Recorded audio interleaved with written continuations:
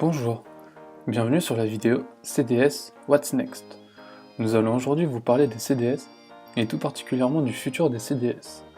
Dans un premier temps, nous allons vous expliquer ce qu'est un CDS en illustrant tout cela avec des exemples. Puis, dans un second temps, nous allons parler des problèmes liés au CDS et donc des changements qui vont être effectués. Alors, qu'est-ce qu'un crédit défaut swap ? Un CDS est un contrat de protection financière entre un acheteur et un vendeur. C'est un produit dérivé jouant le rôle d'assurance. Il est défini par rapport à un produit de référence lié à la dette d'un État ou d'une entreprise. C'est une assurance qui transfère le risque de défaut de la dette sur le vendeur de protection.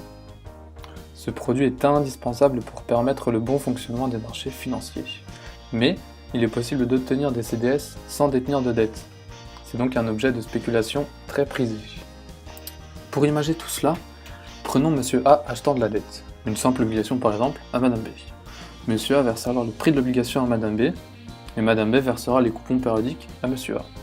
En effectuant cette opération, Monsieur A n'est pas couvert contre le risque de défaut de Madame B. Pour remédier à cela, il va alors acheter de la protection à Monsieur C, sous la forme d'un CDS. Monsieur A va alors payer une prime de protection périodique. À ce moment-là, deux cas de figure. Soit Madame B ne fait pas défaut, alors il ne se passe rien, Monsieur C n'intervient nulle part, soit il y a un événement de crédit, et là Monsieur C doit dédommager Monsieur A. On comprend alors très vite que le prix du CDS varie en fonction de la probabilité de défaut de l'entité de référence. Parlons maintenant des événements de crédit. On sait que le vendeur de protection dédommage l'acheteur s'il y a un événement de crédit. Mais que sont-ils alors ? Il y a d'abord la faillite de l'entité de référence. La dette ne peut simplement pas être remboursée intégralement par l'entité de référence. Ensuite, le défaut de paiement. L'entité de référence n'a pas payé les coupons pour quelconque raison. Puis, la restructuration de la dette, c'est-à-dire que l'émetteur décide de réduire ou reporter les coupons pour différentes raisons et ainsi restructurer sa dette. Et enfin, on parle de moratorium, c'est-à-dire que l'entité référence déclare un moratoire. Il demande un délai supplémentaire entraînant la restructuration de sa dette. On connaît donc les différents événements de crédit. Mais qui décide quand il y a événement de crédit alors ? C'est le comité de détermination de l'ISDA qui décide. Il est composé, pour chaque zone géographique du monde, de 10 banques, dites dealers, et de 5 hedge funds, dits non-dealers. Maintenant, nous allons vous présenter quelques exemples d'événements de crédit. Le premier, sûrement le plus connu de tous, est la faillite de Lehman Brothers en 2008. Vous pouvez voir sur l'écran Bloomberg que le cours de l'action de Lehman Brothers est en chute libre depuis le début de 2008, ce qui entraîne l'incertitude et la dégradation de Lehman Brothers, et donc l'augmentation du prix du CDS sur Lehman Brothers. Deuxième exemple, très corrélé au premier, est la chute d'AIG. AIG est le plus gros assureur du monde en 2008, et durant cette période, il contracte plus de 50 milliards de CDS. Mais après défaut des entités de référence, il n'est pas capable de dédommager tous les acheteurs de protection, qu'ils soient spéculateurs ou hedgers, et l'État américain est obligé d'intervenir pour ne pas qu'AIG fasse faillite. Maintenant, nous allons vous illustrer un des problèmes de CDS qui va amener à de nombreux changements. Nous avons vu précédemment qu'un CDS devrait compenser votre perte en cas d'événement de crédit. Cependant, si la dette est restructurée dans le cadre de l'événement de crédit, elle peut être restructurée en une forme qui n'est plus livrable ou la dette restante ne couvre pas vos pertes totales subies.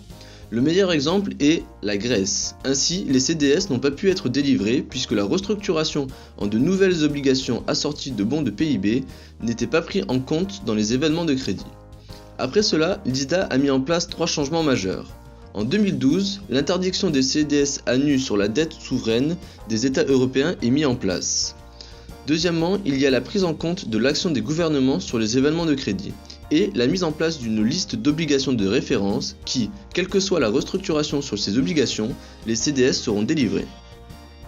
Nous allons maintenant vous parler du risque de contrepartie et des solutions trouvées pour réduire ce risque.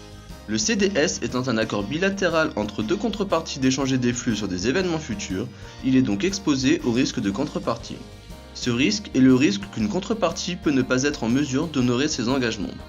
Si un acteur est acheteur de protection mais aussi vendeur, il est exposé à ce risque sur chacune de ses relations. Ainsi, si on prend plusieurs acteurs du marché, on peut arriver à un schéma tel que tous les acteurs sont liés entre eux. Si l'acteur A fait défaut ou s'il n'est pas en mesure d'honorer ses engagements, tout le système s'écroule. C'est ce qu'il s'est passé en 2008 avec la crise des subprimes et AIG, AIG, qui a vendu des CDS sur Lehman Brothers, n'était pas en mesure de rembourser tous les acheteurs de CDS. Après 2008, plusieurs moyens ont été mis en place pour réduire ce risque. Le premier est la compensation ou collatéral.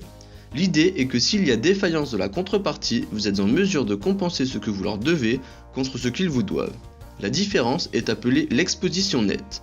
Cette exposition nette est garantie par des appels de marge réguliers. Un moyen supplémentaire de réduire ce risque est d'établir une chambre de compensation centrale. L'avantage est d'avoir une seule contrepartie et que toutes vos transactions peuvent être compensées ensemble. Notez que la PCC n'est pas un lieu de négociation. De plus, s'il y a défaut d'un acteur, un système d'enchères est rendu obligatoire. Ainsi, depuis 2008, les CDS ont bien changé et ne cessent d'évoluer sous la garde de l'ISDA. Je vous remercie de votre attention.